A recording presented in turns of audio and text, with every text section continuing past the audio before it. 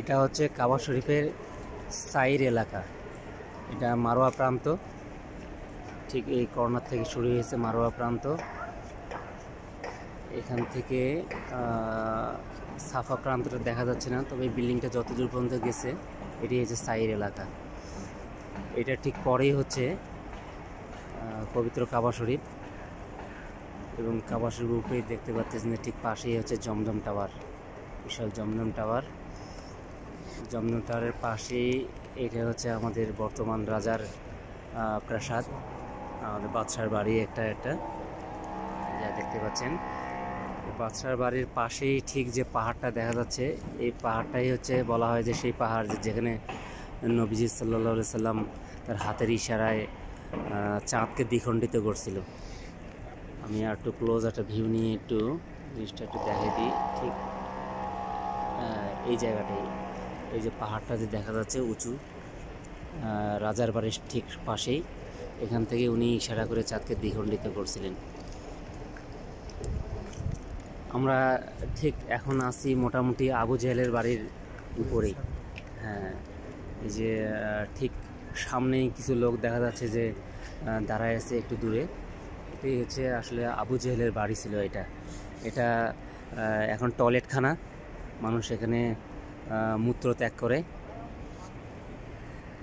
এবং এই যে চারদিকে দেখা যাচ্ছে যে পাহাড়, এটাই একসময়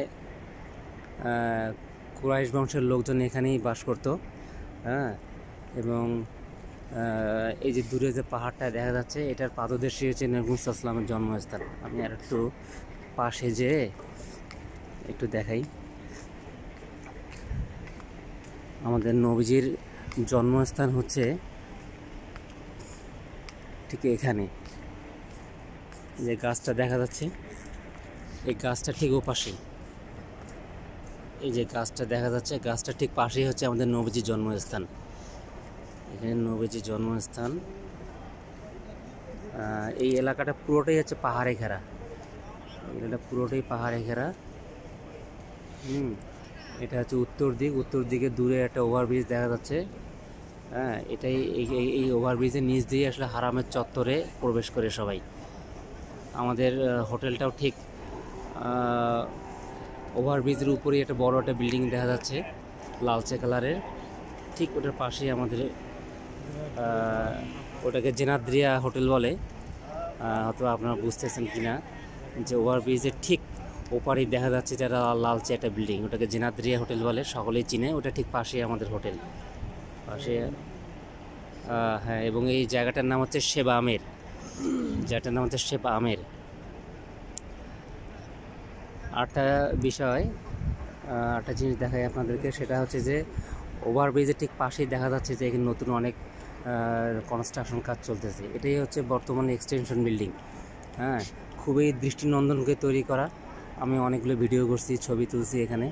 তো এটা খুবই মজবুত করে দেখা যাচ্ছে যে মানে অনেক বড় বড় পিলার বিম। এক্সটেনশন বিল্ডিং অনেক বড়, এখান থেকে বোঝা যাচ্ছে না, অনেক বড়। এখান থেকে শুরু হয়ে মোটামুটি ওদিকে অনেক দূর পর্যন্ত গেছে এক্সটেনশন বিল্ডিংটা। এটাই হচ্ছে সেই এক্সটেনশন বিল্ডিং। এটার সাথেই হচ্ছে সেই সাফা মারোয়ার সেই সাই করা জায়গাটা দেখতে পাচ্ছি আমরা। এই সাফা মারোয়ার সাইরের জায়গার ঠিক এই পিছনেই আর কি এক্সটেনশন বিল্ডিংটা তৈরি হচ্ছে। এখানে ভিতরে অত্যন্ত দৃষ্টিনন্দন করে তৈরি করা। হ্যাঁ হ্যাঁ, ও আরেকটা বিষয় হচ্ছে, এই আমি আপনাদেরকে যে ওভারব্রিজটা যে দেখালাম, এই ওভারব্রিজের পাশেই একটা রেলওয়ে স্টেশন হচ্ছে। আমরা যদ্দূর শুনতে পারছি যে এখানে রেলওয়ে স্টেশন হচ্ছে। এই রেলওয়ে স্টেশনটা এখান থেকে আরাফা ময়দান পর্যন্ত যাবে আমরা শুনছি। আল্লাহ যদি ভবিষ্যতে কবুল করে আনার ব্যবস্থা করে, অথবা আমরা দেখতে পারবো। এই ওভারব্রিজের পাশেই রেলওয়ে স্টেশন হচ্ছে। এটা ইয়ের সাথে কানেক্ট হবে আর কি, আরাফার ময়দান পর্যন্ত কানেক্ট হবে। তো যাই হোক, এই হচ্ছে আমি একটু পুরো কাবা শরীফের চত্বরটা একটু আপনাদেরকে দেখানোর চেষ্টা করলাম। আমরা এখন হাসি ভাইয়ের আমরা একটু সাক্ষাৎকার নিব। হ্যাঁ, এখানে দেখা যাচ্ছে দুটো গম্বুজ হচ্ছে, অনেক বড় বড় গম্বুজ হচ্ছে এখানে।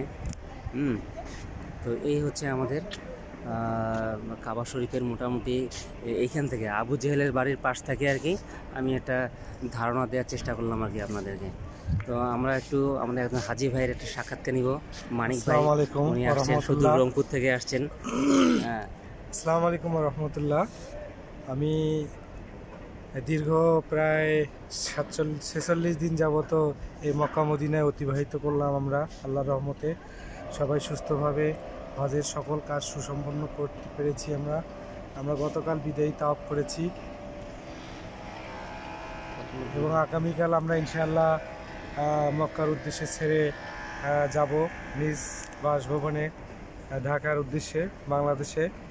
আপনারা সবাই দোয়া করবেন আমরা যেন আল্লাহর জন্য আমাদের এই হজকে কবুল করে নেন এবং আমরা যারা যে টিম আসছি সবাইকে আমাদের সুস্থভাবে সুন্দরভাবে পৌঁছে দেন এবং আরও আগামীতে আবারও আমরা যেন আসতে পারি, আল্লাহর কাবাঘর তাওয়াফ করতে পারি। সেজন্য আল্লাহ যেন আমাদেরকে তৌফিক দান করে, আমাদের টিমকে তৌফিক দান করে। আমরা আসছি, আমার বড় শালক হাসান, আমার বড় জ্যাঠানি লায়লা আক্তার সুলতানা, আমি মানিক হোসেন এবং আমার মিসেস শামিমা সুলতানা। আমরা এক পরিবার থেকে 4 জন আসছি।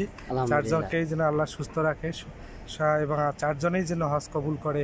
আল্লাহ যেন কবুল করে আমাদেরকে বেহেশত নসিব করেন, জান্নাতুল ফিরদৌস দান করেন। সবার কাছে দোয়া চাচ্ছি। আসসালামু আলাইকুম। ওয়ালাইকুম আসসালাম। আর যারা আসতে পারেনি তাদের জন্য আমরা দোয়া করি আল্লাহ তাআলা যেন তাদেরকে সবাইকে কবুল করে যেন।